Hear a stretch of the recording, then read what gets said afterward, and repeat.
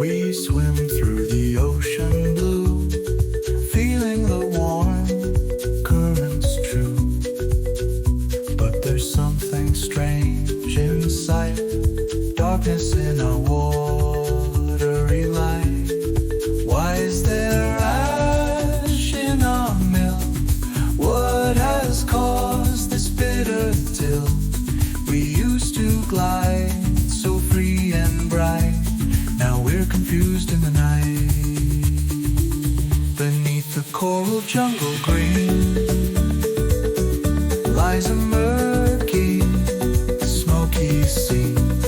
We twirl around in swirls of gray, hoping it will wash away.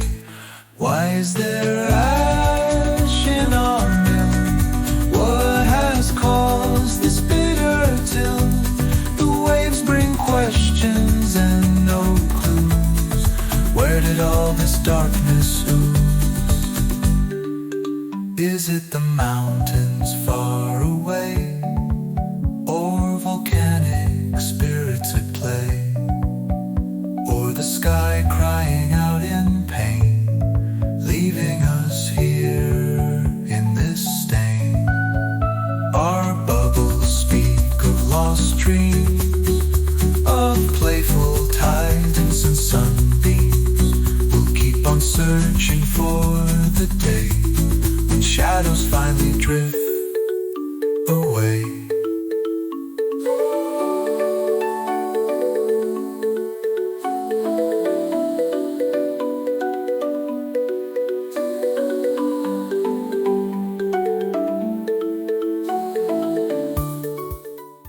The ocean, full of depth, full of mystery, full of water.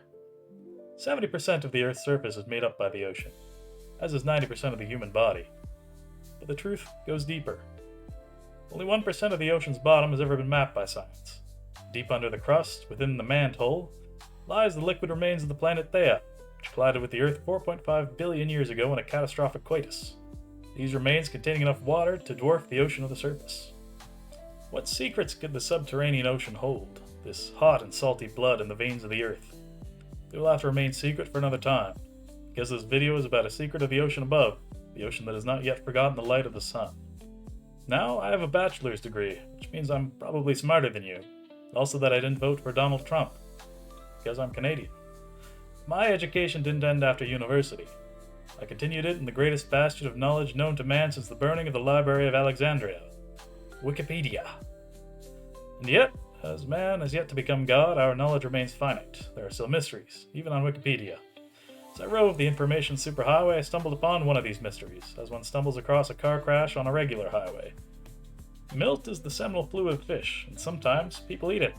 They also call it soft roe to feel less gay while they eat it, because roe are eggs and come from women. But it's not gay, and here's a clip from renowned Twitter user Richard Dawkins to prove it. I'm Richard Dawkins, and I hate God because he gave me a small penis. Also, I'm straight. 2 tits, 1 pussy, shake it, bake it, booty quake it. I love that gushy gushy shit more than I love evolution. You see, it's a simple fact that eating Milt isn't gay.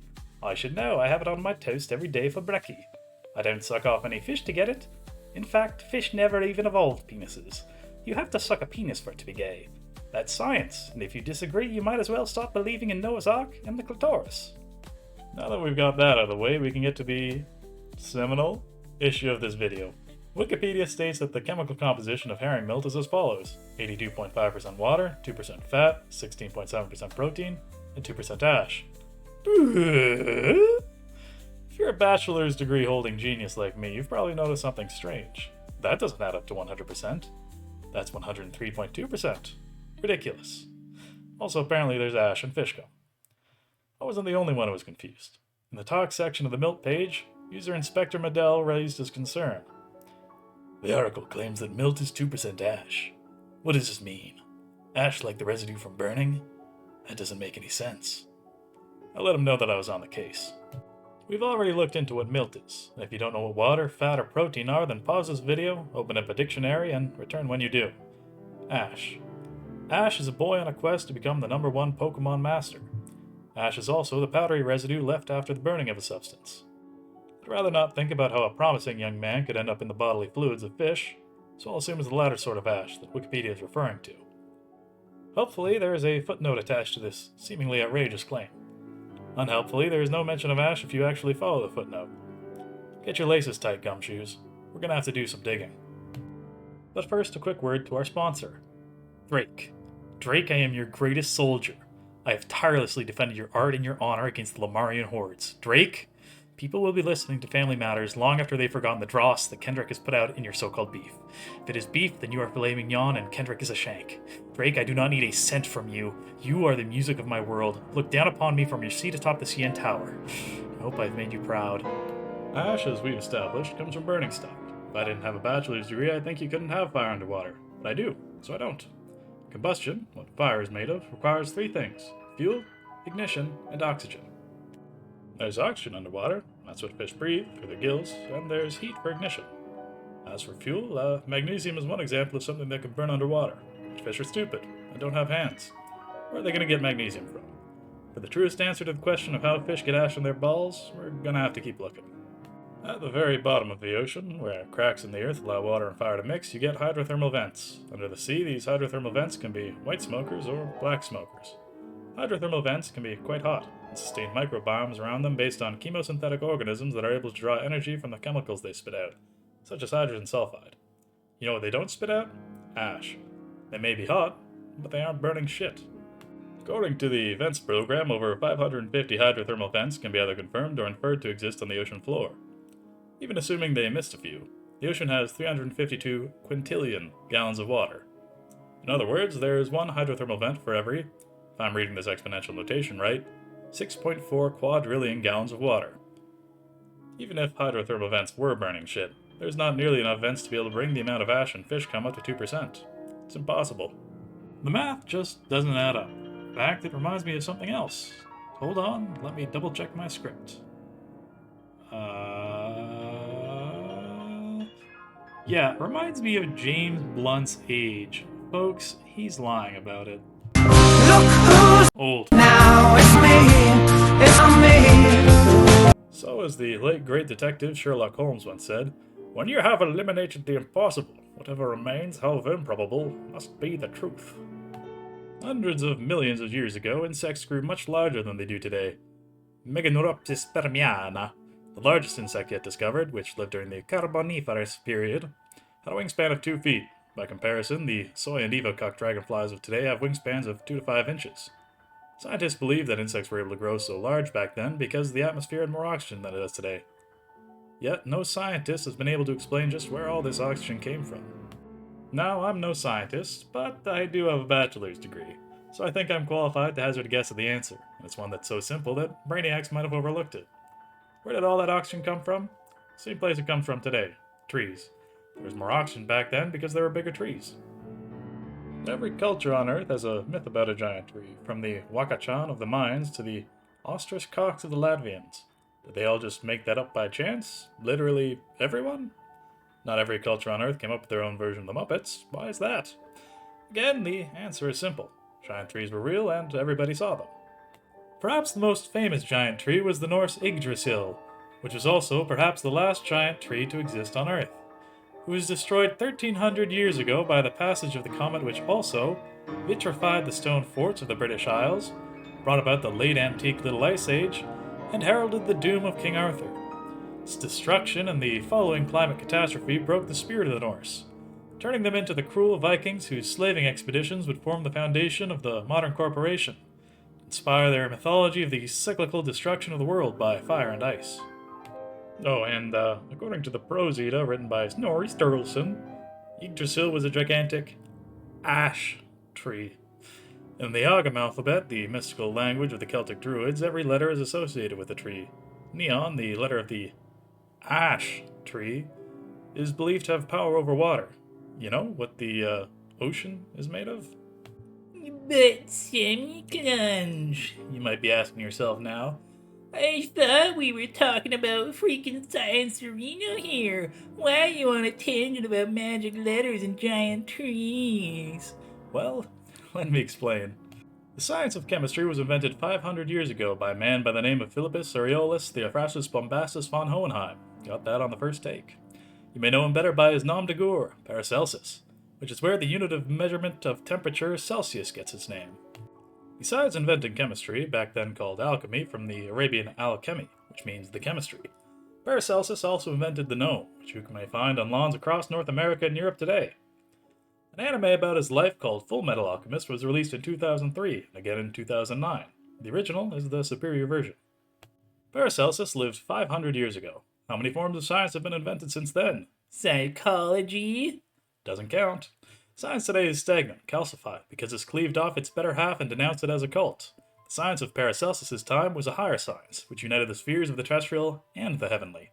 And that's why he was so good at chemicals. We've lost this unity, but might yet regain it, paving the path for the Renaissance men and even women of tomorrow. The waystones for this path are hewn from literature, folklore, and myth. Mythology is a powerful mnemonic device. The oral tradition of the Australian Aboriginal peoples, for example, has preserved historical and geological information for over 10,000 years. Human beings are social creatures, not creatures of raw data. By encoding information into the relations and adventures of anthropomorphized beings, gods, heroes, demons, and so on, can be retained in cultural memory far longer and with less entropy than if it were in some more prosaic form. In the myths of the distant Orient, a salmon which surmounts a waterfall will transform into a dragon. Dragons are creatures of water residing in lakes, rivers, wells, and yet they breathe fire, which, as we've covered, makes ash. Perhaps these myths were inspired by the real-life salmon runs, an annual migration of salmon species from the ocean to freshwater rivers. In these runs, salmon exhibit an uncanny ability to return to the river of their birth, an ability called philopastry. Remember that fact, it'll come up again later.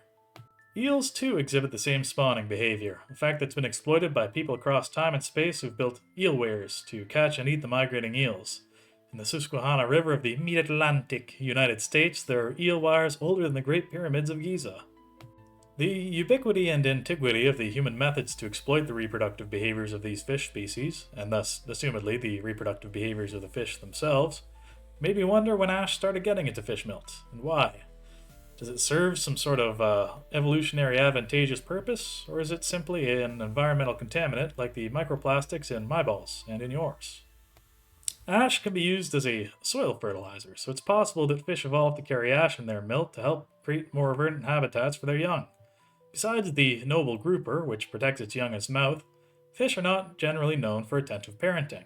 The passive creation of a more hospitable environment through fertilizer jizz would lend itself to this more hands-off child-rearing style. Ash can also be used as a filter, with contaminated water flowing through the ash, leaving behind its contaminants and becoming purified. It's possible that fish evolved to use oceanic ash as a filter within their bodies and expel the used-up ash in their milt in a similar way that they expel excess salt in their urine. It's also possible that fish are able to extract memories from the RNA preserved in the ash. RNA is an organic molecule found in the cells of all living beings on Earth, performing a role similar to DNA in that it helps to regulate the development and functions of living things. One of these functions is memory. Genetic memory, that is to say, inheritable memory, is an idea with a controversial and sometimes racist history. Fish don't have races, though, so we're in the clear. Fish possessing a genetic memory would parsimoniously explain how both they're able to find their way back to their birthplace from across the ocean and the evolutionary advantage of having ash in their milt. You see, fish don't just possess a genetic memory, they're able to share it. Don't scoff just yet. Back in 2018, scientists at the University of California were able to transfer memories between sea slugs by injecting them with each other's RNA. As the science proves, memory is not just contained within the structure of the brain, but also within cellular chemistry. And if memory can be transferred horizontally between organisms through this chemistry, why wouldn't it be able to be transferred vertically to an organism's descendants? And what memories might be gained from organic material which a creature consumes? Say, a fish which consumed ash from a giant tree? Some scientists, or as they should be called, lientists, believe that salmon and eels are able to find their way back into the river where they were born by detecting the Earth's magnetic field. But if that were true, where's the magnet in the fish? I performed my own experiment with a fridge magnet and a piece of salmon I had in my fridge. As I demonstrate empirically on video, salmon aren't magnetic. Another point in favor of genetic memory-based navigation. Any of these evolutionary explanations being true would mean that fish have had ash in their milk for at least millions of years, giving more evidence to the theory that the ash in the ocean came from prehistoric giant trees which burned in a series of apocalyptic conflagrations. We covered earlier how Yggdrasil, the last of the giant trees on Earth, was destroyed by the same comet which brought ruin to the Golden Age of Camelot. But we have yet to answer how it came to be that Yggdrasil was the last of its kind. You see, the comet that burned Yggdrasil to ashes was not some freak natural accident. It was sent and targeted deliberately. It was a weapon. What power in the universe has the capability to turn comets into weapons? The scientists James Lovelock and Lynn Margulis have as their claim to fame the invention of the Gaia hypothesis, the idea that the complex, self-regulating, and synergistic systems of our planet Earth were sufficient to grant the Earth its own intelligence, its own sentience. If Earth is intelligent, then it is surely a traumatized intelligence. Earth has undergone 5 mass extinction events in its history, and is undergoing an anthropogenic mass extinction right now. The previous mass extinction event, the one which wiped out the dinosaurs, among others, was caused by a meteor, like the comet which burned Yggdrasil, a weapon in a war which began long before humanity ever walked this Earth. Whether or not the Gaia hypothesis is true in the case of the Earth is beyond the scope of this video, but if it could be the case for Earth, why not for other planets? Fact is, it is true for other planets, rather, one planet in particular. The planet Nibiru is the great nemesis of life on Earth, and of our solar system as a whole. Billions of years ago, it used its devilish gravitation to force Earth and Theia to collide, and to annihilate the planet Phaeton, creating the asteroid belt in the process. Almost every mass extinction in history has been associated with a cosmic convergence with Nibiru. The comets and other celestial weapons which burned Earth's giant trees have Nibiru as their source. The ancient proverb that the enemy of my enemy is my friend does not apply here. Why that's the case, what the giant trees angle in this war was, that's a story for another time, another video. If you're up for doing some relevant research in the meantime, I recommend reading up on Alexander Grothendieck's work, particularly his work from later in his life. What modern science has overlooked, we can find more evidence of encoded in myth. There's a myth closer in space than the Isles of Nippon and their metamorphosing salmon dragons, yet much further in time. This is the Proto-Indo-European myth of... Alright, how the fuck are you supposed to pronounce this? Is there some chemistry in there? 2 atoms of hydrogen? Fuck the Proto-Indo-Europeans, I'm glad they're dead. Anyways, H2Apom-Nepoots, better pronounceable by normal people as descendant of the waters. It's a deity based on the idea of fire and water, a fire contained within, concealed inside, or otherwise springing from water. Where could this deity have come from, with its mysterious, seemingly contradictory elements? Isn't it strangely reminiscent of ash, the product of consuming fire, being found within the milt, the generative fluid of fish, organisms which live in the water? Is it some indication that humans gain knowledge of fire from fish? There are serendipitously several other myths which support this idea. According to the Irish myth of the salmon of knowledge, a salmon ate 9 nuts that fell from 9 trees which surrounded Antobar Sagais, the well of wisdom. The poet Finnegas spent 7 long years searching for the salmon, though when he caught it, he bid his servant Fionn to cook it. Fionn got a drop of hot oil from the salmon on his thumb, and when he put his thumb in his mouth to soothe it, he consumed the oil, and from that gained all the wisdom the salmon contained. Fionn is noted as the son of a man named Cumhall. Milt, as we've established, is fish cum. And what might be the hull of this cum but the sperm sacs of the fish? In God Emperor of Dune, a work of prophetic poetry by Frank Herbert, the first shamans, the first vocational spiritualists of humanity, are revealed to be the fish speakers, so named because they can speak to fish. Gaining knowledge of fire was a revolutionary development in human evolution. Fire provided heat, light, and a weapon against animals, and cooked food provided the abundance of nutrients required for the enormous power of the human brain. However, unlike fish, human beings can't glean memories from the RNA of things they eat. I've eaten a lot of things in my life, and I haven't gotten memories from any of them, other than the memory of some unpleasant times on the toilet from eating spicy enchiladas. Biophotonics is a term which encompasses the emission, detection, absorption, reflection, modification, and creation of electromagnetic radiation from living cells, tissues, and organisms. One of the best known examples of biophotonics is the bioluminescence of deep-sea animals, which lets them glow in the sunless dark. Cell-to-cell communication by means of biophotonics has been confirmed in plants, animals, and bacteria.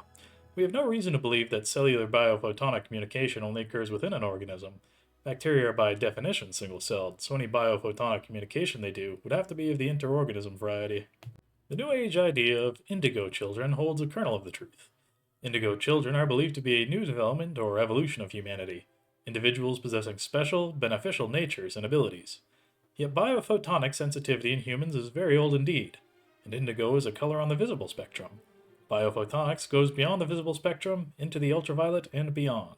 We also have reason to believe that human biophotonic sensitivity has declined over the last several thousand years.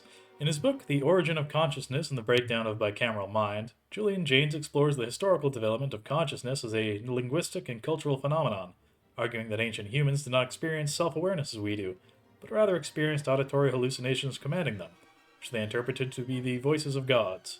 The book was written in 1976, well before the modern discoveries in biophotonics, so Jaynes should be forgiven for thinking that what ancient humans experienced was merely auditory hallucinations, and that we've gained something consciousness-wise in the meantime. Not so. Ancient humans were not less conscious than us, but more. The gods they heard were the collective consciousness of their communities, transmitted by means of biophotonics. Human communities throughout history have always been placed near water, near fish. The opportunities for humans to connect biophotonically with fish have always been abundant. There's just no way that humans would evolve the ability to communicate with each other and with animals in as profound and intimate a medium as biophotonics. Well, my vulgar Darwinist friend, real life isn't like Pokemon. Organisms don't just evolve sequentially into bigger and meaner forms. See the descent of Meganeropsis spermiana into the humble dragonfly, or the forest-spanning symbiosis of mycorrhizae. It was once believed by ignorant Angloids that the Aboriginal people of Tasmania were the only people on Earth to not use fire. This was a colonialist myth invented to justify killing these people and taking their stuff. But, if it were true, it would be true because the Aboriginal people of Tasmania were not in biophotonic contact with fish. The archaeologist Rhys Jones investigated the historical middens, that is to say the trash dump sites, of Tasmania, and curiously found a lack of fish refuse in them. No bones, no scales. Dr. Jones attributed this to a cultural distaste among the Tasmanians for fish, but I think it's more likely that the wind vortexes created by rapidly spinning Tasmanian devils made it too dangerous to go out onto the water to fish, pushing the people of Tasmania into the mountainous interior of the island. Again, the Aboriginal people of Tasmania definitely had fire, but if they didn't, it would be because the biophotonically sensitive among them didn't receive the memory of fire from fish, who themselves received that memory from the ashes of giant trees which they consumed. We've been on quite an adventure now, haven't we, dear viewer? Through the depths of the ocean and deep time and deep space, from the micro-world of photons and molecules up to the towering heights of world trees. It just goes to show that a single question, a single mystery, why is there ash in fish melt, can unfold without limit into more questions, more mysteries, more answers. Oftentimes not even the answers to the questions we started with. On the gateway of the Temple of Apollo were inscribed the words, "Know thyself." The gateway of our invisible college, our invisible church, our fraternity of art and science might bear the words, "The cosmos is a holistic body that can endlessly incorporate everything, without severing any of its parts." And also, there's always infinite potential for revelation in everything.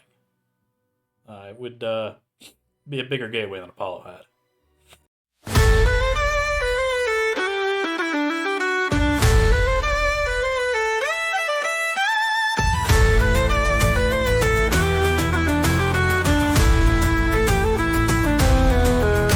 Beneath the moon's cold gaze, trees stood tall. Flames licked their trunks, fate's chilling call. Ashy winds rose from roots to sky. Silent whispers where giants cry. From the mountain top they watched it end. Forest ancient with a pyre to send. Embers spiraled through the yawning night. Nature's chorus in the firelight. In the sea the ash did fall to the depths where the fish do brawl. Tiny sparks in the water's blue, life from ruins, a world anew. In the sea the ash did fall to the depths where the fish do brawl. Tiny sparks in the water's blue, from ruins, a world anew.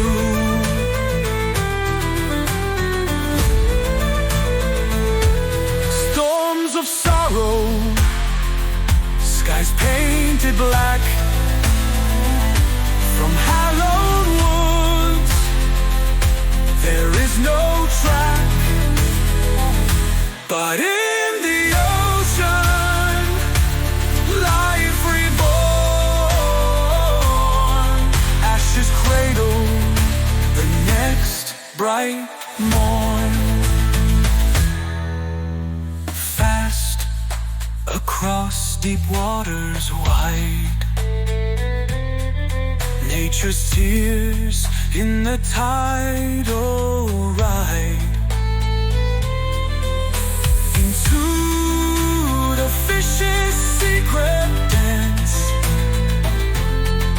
of the cosmos. They take a chance.